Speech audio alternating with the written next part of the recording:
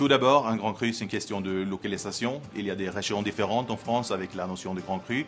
Dans la Bourgogne et dans l'Alsace, c'est uniquement une parcelle isolée qui est classée. En Champagne, c'est le village qui est classé.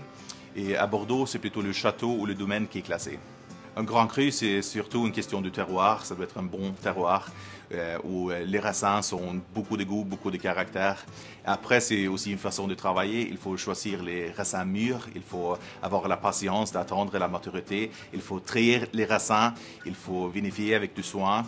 Et aujourd'hui, la plupart des grands crus, c'est une sélection entre 40 et 60% pour le grand vin. Puis, il y a des secondes vins et même les troisièmes vins. Je vais vous présenter 5 grands crus différentes et je commence avec Costestonnel.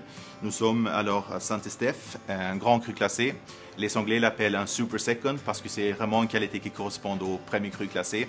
Un vin qui est toujours très bien travaillé avec soin, avec une belle concentration, beaucoup de fonds. 2010 qui était une très grande année. Costestonnel, c'est toujours un vin qui est très riche, très puissant. Mais il y a une grande différence entre le 2009 qui était plutôt flamboyant, immense. 2010, il y a beaucoup de concentration, très jolis fruits aussi, mais c'est plutôt soutenu par une très belle fraîcheur et des tanins d'une très grande qualité. Voici Château Malescaut Saint-Exupéry, Margaux. C'est un vin qui est déjà assez accessible et je pense aujourd'hui un grand cru doit être accessible déjà dans sa jeunesse. Il y a 30 ans, on a toujours parlé il faut attendre 20 ans, 30 ans. Pourtant, il y a une structure qui est capable d'un vieillissement facilement à 20 à 30 ans. Et ça, c'est la qualité d'un grand cru moderne. Puis, Château Pavier-Maquin, Saint-Émilion Grand Cru classé, 2012. C'est aussi une belle définition d'un grand cru aujourd'hui parce que 2012, c'était une année assez compliquée. Pourtant, ici, on avait la patience, on a ramassé des raisins mûrs très tard, on a sélectionné, trié les raisins et le résultat, c'est formidable parce que c'est un vin qui est toujours ancré, concentré avec un fruit qui est très souple, sexy, très fondu, avec une grande qualité des tanins. Pourtant, je pense que la richesse ici, dans le plateau de Saint-Émilion, c'est les sols calcaires qui donnent toujours une minéralité qui est exceptionnelle, qui donne beaucoup de fraîcheur et élégance. Un autre coup de cœur, Château Pontet-Canet, Pauillac, 5e grand cru classé en 1855.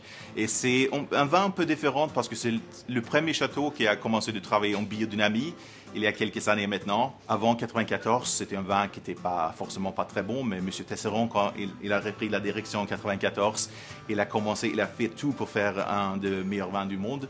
Et je pense aujourd'hui, il est arrivé. Et finalement, Château Lange-Bache, aussi 5e cru classé en Pauillac. C'est un autre vin où M. Caisse, dans les années 80, c'était parmi les premiers qui a travaillé vraiment sérieusement pour faire un très grand vin.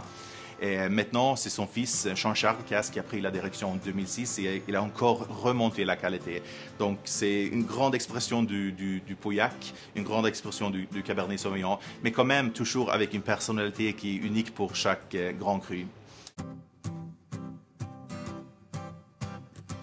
Je vais vous ouvrir une bouteille de Lange-Bache, Pauillac 2010, grand cru classé, et je vais vous montrer comment je déguste un grand cru.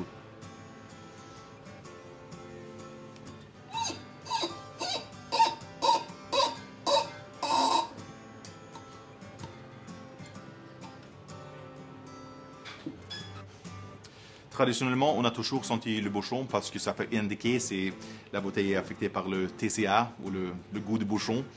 On ne veut pas ça. Pourtant, pour vérifier, il faut goûter le vin aussi.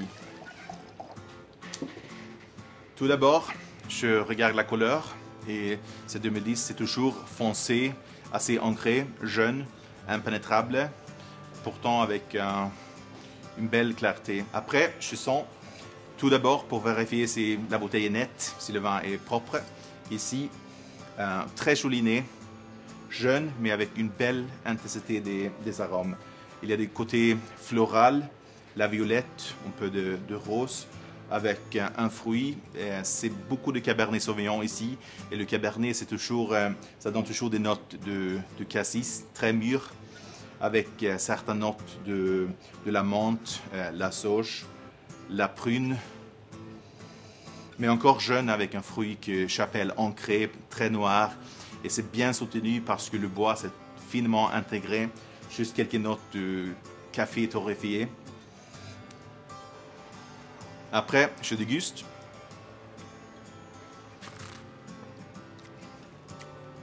Ça, c'est un vin qui est très concentré, mais avec une belle concentration. Je pense ici, l'extraction, c'est très intelligent.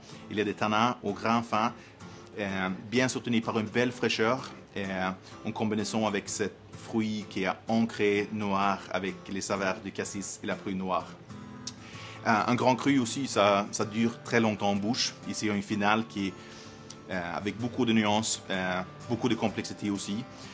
Ça reste un vin jeune. Si je servirai aujourd'hui, je préférerais de passer en carafe une trentaine de minutes avant. Et après, le plaisir, c'est de garder quelques bouteilles dans sa cave et suivre le vin.